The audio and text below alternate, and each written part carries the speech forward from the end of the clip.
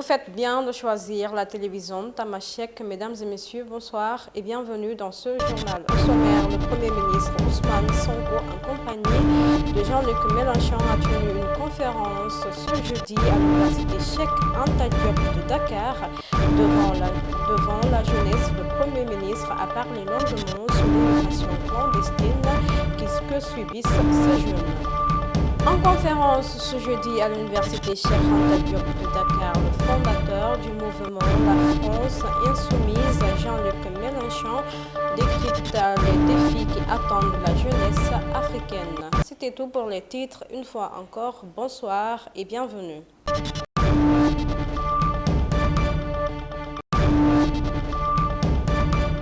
Comme je le disais dans les titres, dans son intervention à l'occasion de la conférence qu'il a animée avec Jean-Luc Mélenchon ce jeudi à l'université Cheikh Anta Diop de Dakar, le Premier ministre Ousmane Sonko est revenu sur la problématique liée à l'immigration clandestine.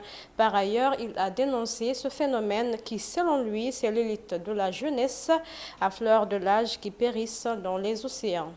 Doit pouvoir compter sur le partenaire européen en sus des domaines classiques qui nous interpellent. La problématique de l'immigration, que nous ne voulons pas, dont nous ne voulons pas, que nous ne souhaitons pas. Nous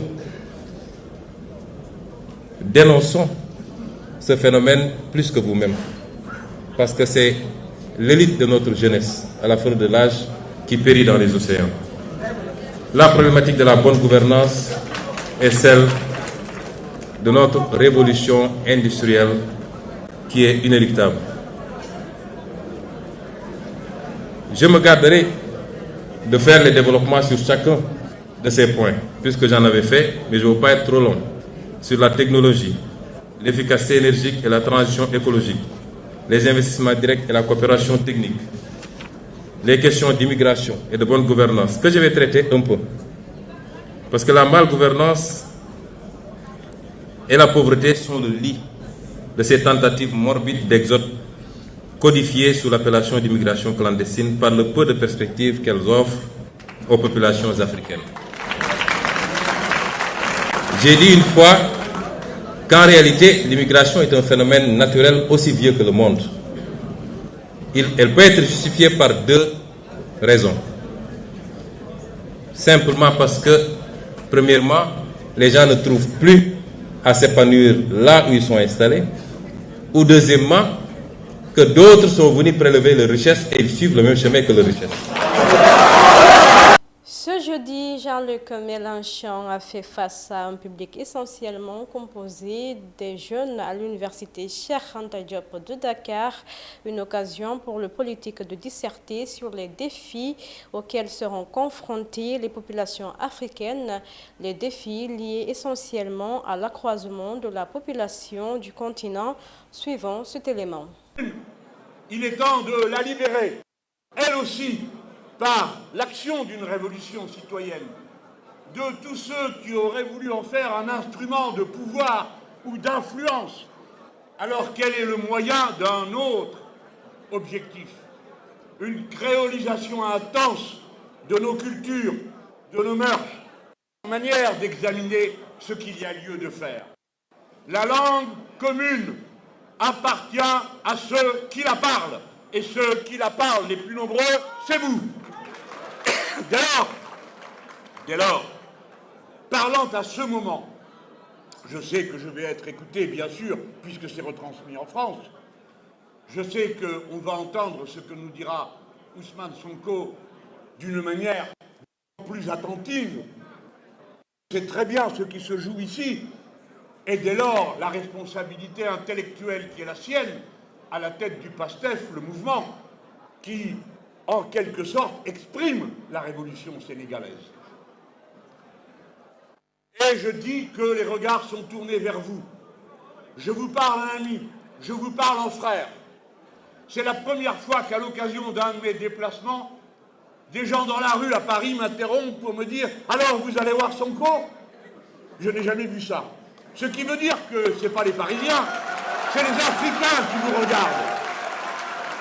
Et notre devoir, à vous, les plus jeunes, aux autorités et à nous, qui sommes vos amis et vos partenaires, est un devoir de dignité dans l'action et dans sa conduite, de manière à ce que nous soyons un encouragement à l'action des autres, et non des repoussoirs parce que nous commettrions l'erreur de jugement hâtif, d'impatience qui ne se maîtriserait pas. Hivernage 2024, le gouvernement a pris un certain nombre de mesures concernant la prévention et la gestion des inondations pour l'année 2024 à la clôture du Conseil interministériel présidé par le Premier ministre Ousmane Sonko. Le ministre secrétaire général du gouvernement a procédé à la clôture de dites mesures qui sont entre autres la sensibilisation des populations, l'implication des spécialistes. Nous vous proposons de suivre cet élément. De Sédhiou. Chez le Premier ministre invite le ministre chargé de l'Intérieur à mettre à jour le recensement exhaustif et la catégorisation des moyens publics et privés mobilisables sur l'ensemble du territoire national en cas de forte inondation susceptible d'entraîner le déclenchement du plan Orsec. Le Premier ministre engage le ministre chargé de l'assainissement en synergie avec le ministre de l'Intérieur et de la Sécurité publique, les ministres chargés des forces armées, des collectivités territoriales et des transports, à veiller à la mise en place d'un dispositif de pompage performant en positionnant des motopompes de grande capacité sur les points endémiques déjà identifiés. D'assurer le ramassage du matériel déployé au plus tard à la fin du mois de novembre 2024. Chez le Premier ministre invite le ministre chargé de l'assainissement en relation avec les ministres chargés des transports terrestres et des collectivités territoriales à veiller à la finalisation au courant du mois de juin 2024 des opérations pré-hivernage, notamment le curage des canaux, le focardage de bassins et réceptacles, l'entretien des lacs et marigots, l'entretien et la maintenance du matériel et équipements de pompage. Le Premier ministre engage le ministre chargé de l'assainissement à veiller à l'opérationnalisation de la police de l'assainissement pour lui permettre de jouer pleinement sa mission de prévention et de sanction des infractions en lien avec les inondations.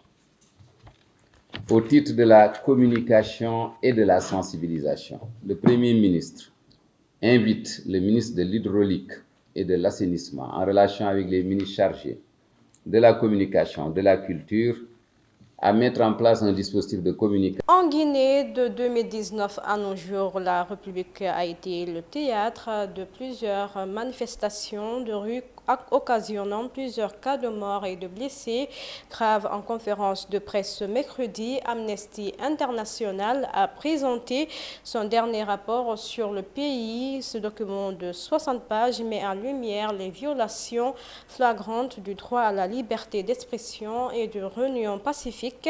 Pour rappel, le rapport souligne la situation désespérée des individus grièvement blessés par balles et d'autres percutés par les véhicules lors des manifestations. Suivant cet élément. Présentation du rapport Une jeunesse meurtrie qui porte sur la situation des personnes gravement blessées par les forces de l'ordre au cours de manifestations en Guinée depuis 2019, qui porte aussi sur leurs besoins en soins médicaux d'urgence et à long terme, et sur les questions d'accès à la justice et d'impunité des personnes qui sont responsables d'usage excessif de la force illégale sous les régimes à la fois d'Alpha Condé entre 2019 et 2021, enfin plus généralement sous le régime d'Alpha Condé, et puis sous le régime du Comité national du Rassemblement pour le développement, donc le CNRD. Ce rapport met en avant la responsabilité des autorités guinéennes s'agissant d'abord des entraves à la liberté d'expression et des réunions pacifiques, des conditions de maintien de l'ordre et des obstacles aux droits des victimes, à la fois à la réparation, à la santé et à la justice.